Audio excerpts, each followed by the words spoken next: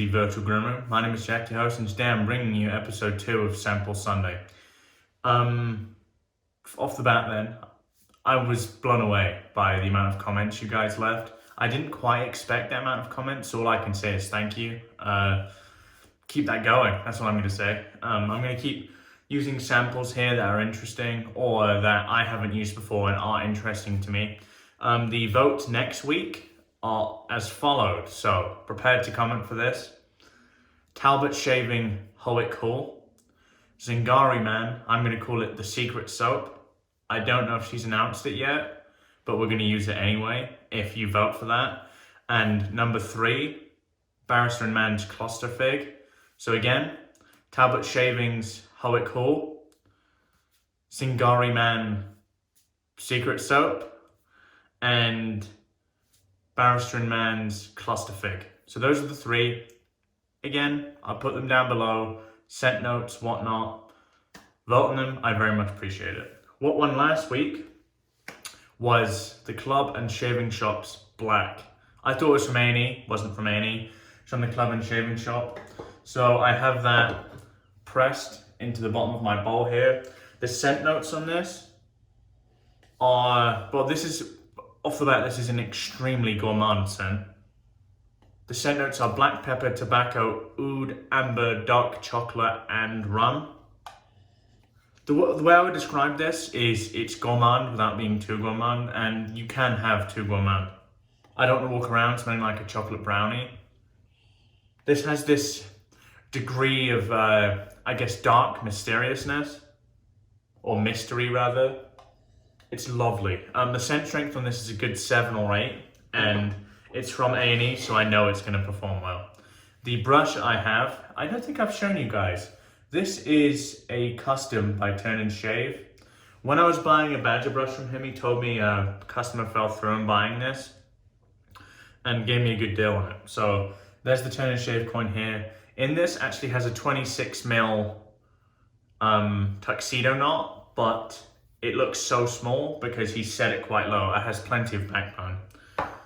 And my razor of choice is going to be the Christopher Bradley in aluminum. I have a SBB plate on here and a first use Polsilver Super Iridium. So let's get to lathering up the soap here. A&E, I know, can take a hell of a lot of water. So what I'm going to do here is, this is a fairly damp brush. I'm going to drip some water in here from the brush. So you see about that much water. Decent amount of water. I'm now going to squeeze the remainder of the brush so it's quite damp. I'm just going to tackle this soap. I really like this bowl because there's a lot of room to work in here.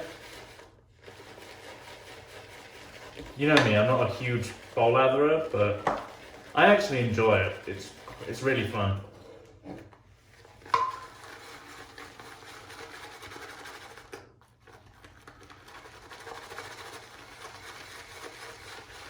I actually need to shout out DK once more because this is one of his samples. I appreciate it, dude. I presume you're going to watch this, so thank you ever so much for your generosity in giving me those samples. Something's coming together already. Let's add a bit more water. All I add here is drops. I'm not putting big bits of water in. So I'm really working it all around the bowl, trying to whip as much of the air out of it as I can.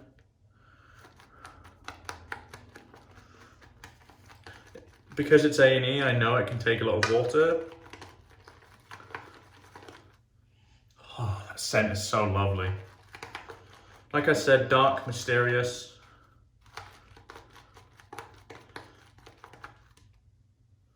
It's getting there. It's definitely getting there, so we're just going to keep working it here. Someone commented on my bowl lathering skills in the last one, and honestly, well, it was actually a positive comment. I'm not a good bowl latherer. I've never claimed to be a good bowl latherer. If you think my bowl lathering skills are good, look at me face lathering. I'd say it's considerably better. Okay, I think we're getting somewhere here. Plenty of lather here for you know, shaving an army, but that's the way it is. That is something I said in the last episode, actually. I really like the amount of lather you create in a bowl. I mean, look at that lather, it's beautiful. I know 100% the camera showed the really nice gloss, so we're gonna keep working it here, because why not?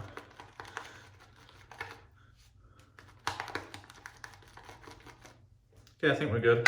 I'm gonna go with that. So let's take off the specs. Grab the towel. Wet the face and we'll lather up.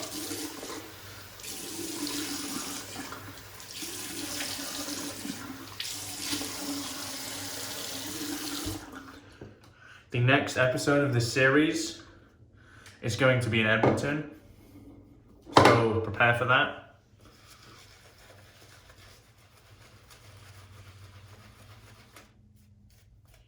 I'm going there on a Monday, and it's, as I'm recording this, it's Friday today.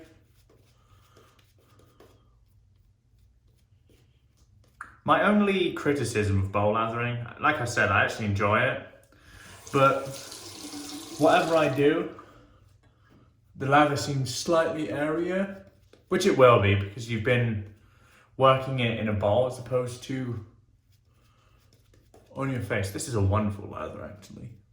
It's kind of what I expect from Peter's soap base. So just in case this is underhydrated here, which it might be because it's his base and it's quite thirsty, I'm gonna get the tips and we'll continue to work it.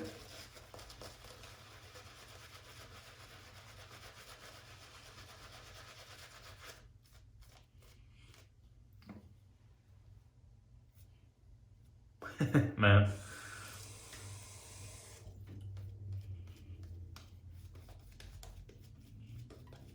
Lovely.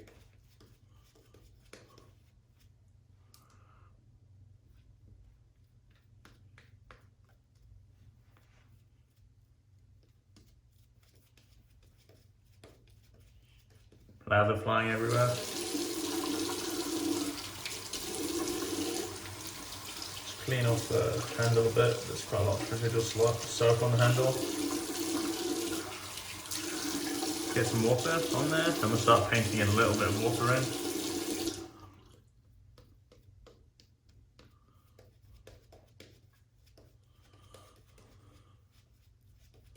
So ultimately it's a bowl lather, but I work it into my face as well. Okay.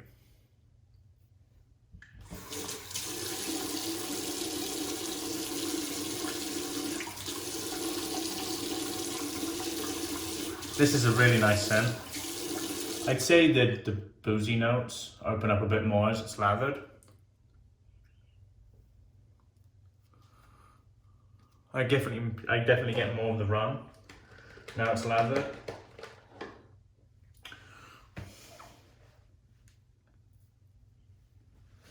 Okay. Clean off that top lip. Okay, Christopher Bradley in aluminum. Let's go with the grain.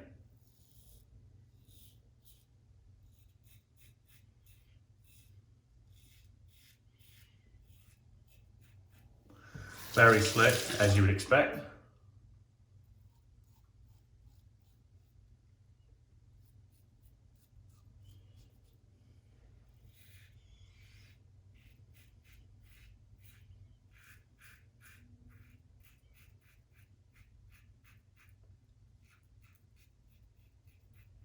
Wow.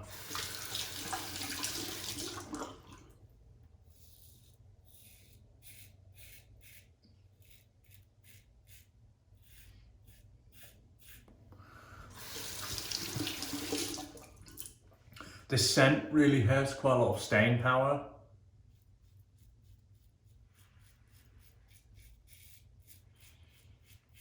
To be honest, all of Peter's scents still, I would say.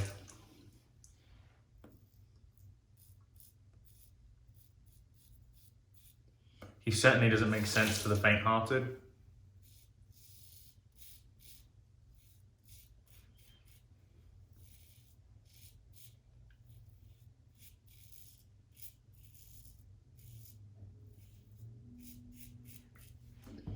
Wow, wonderful.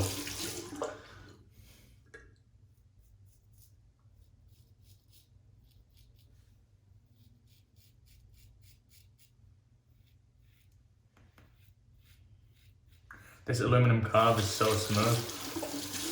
And I mean, to be honest, I wouldn't say it's any smoother than the stainless or the brass. I think it might have an illusion of being a bit smoother. And I just put that down to the difference in weight. I mean, the brass is probably about 2.5 times heavier, maybe 3, so it's definitely noticeable. Okay, let's pick up a good scoop of lather here and we'll lather up for our final pass. Really nice. Elbow my shrop, because why not?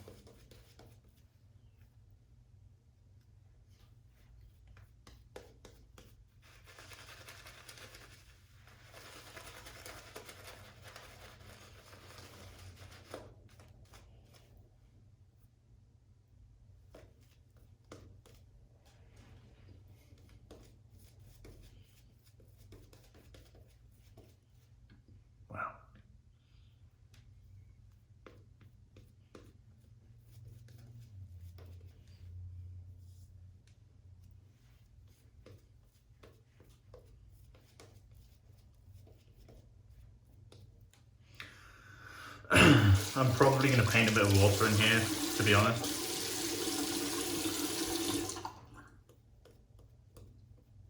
There's a soap base that can certainly take it, and I don't see there being any downsides in it being a bit more hydrated.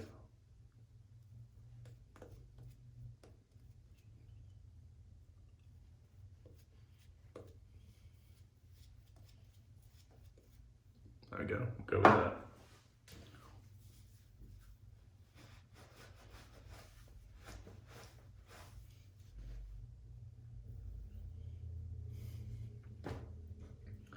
Plenty of lather in the bowl. Plenty. Let's go cross grain.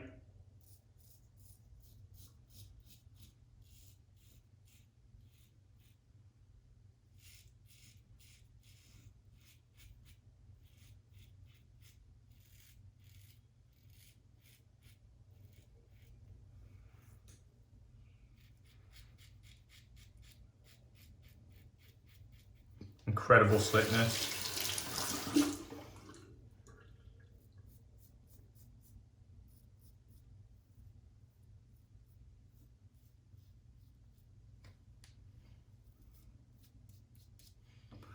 The face fill on the B plate is like non-existent in terms of blade fill.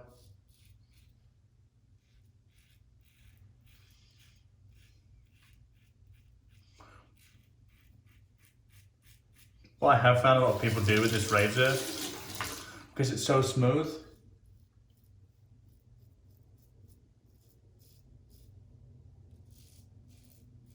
and specifically this plate, they feel that it's really mild, and because that it's really mild, they add way too much pressure, or get a bit carried away, and end up giving themselves some weepers.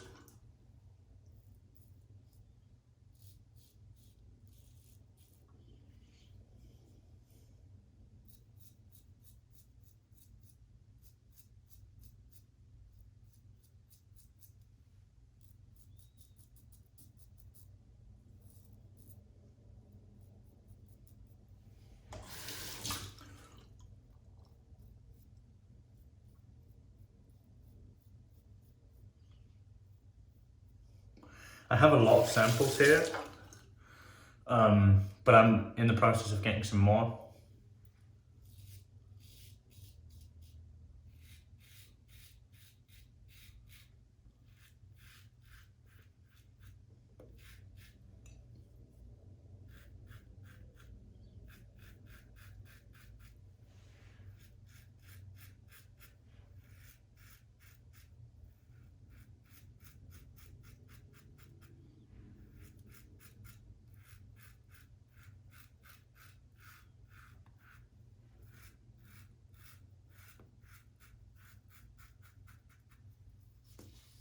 Very nice. We're gonna stick with that.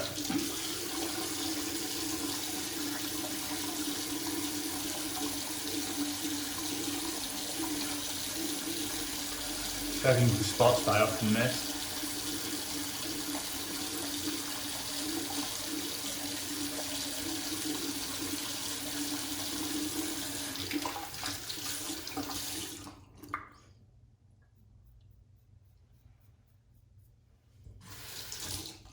Okay, so this is going to be a fun. Let's get all the lather from here. There's loads in the brush. All the lather from here. Oh, chuck it all over the counter. Well done, Jack. Grab it from here. It's going to be a lot, I'm telling you. Okay. It's a really nice consistency.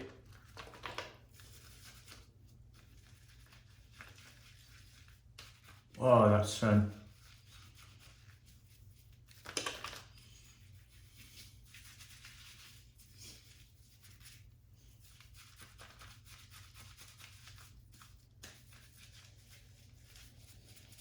Like I said, it's like the perfect balance between gourmand and really masculine. It's very, very nice. Washing the bowl out here. I used quite a bit, and I'm under the impression I probably used most of it. Yeah, I did.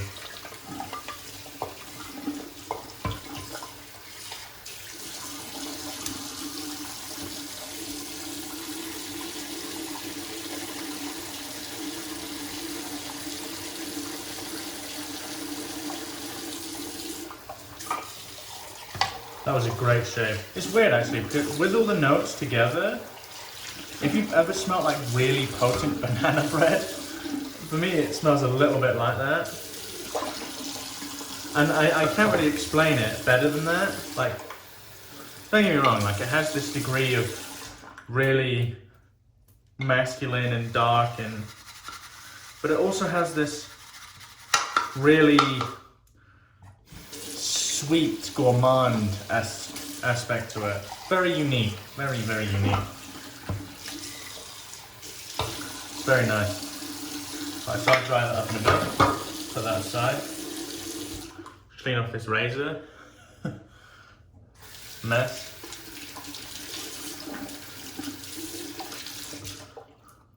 Okay, we'll put the razor aside here. That was an excellent shave, guys. I do enjoy bowl lathering. It's a nice way to change up the shave a bit.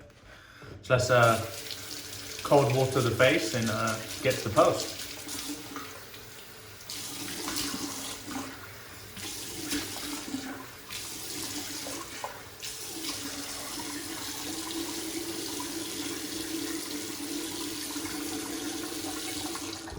Wow. Soap doesn't taste half bad either.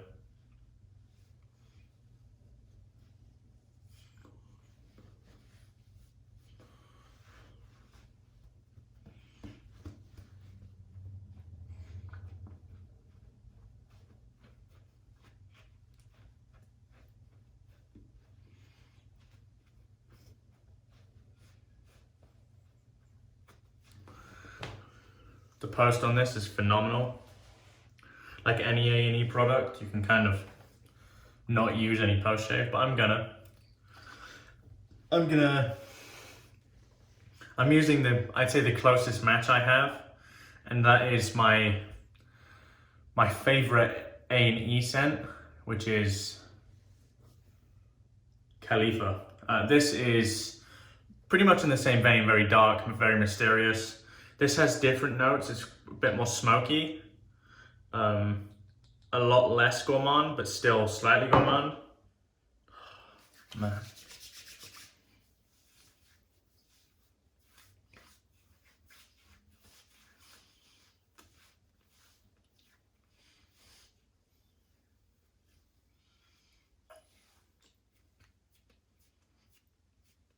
Wonderful, wonderful. Okay, let's do a bit of a recap, what I used here today, and I'll let you be on your way. So, we used, if you can see that, Black by Ariana and Evans. I still have a huge sample left here, so that'll be used at my own pleasure.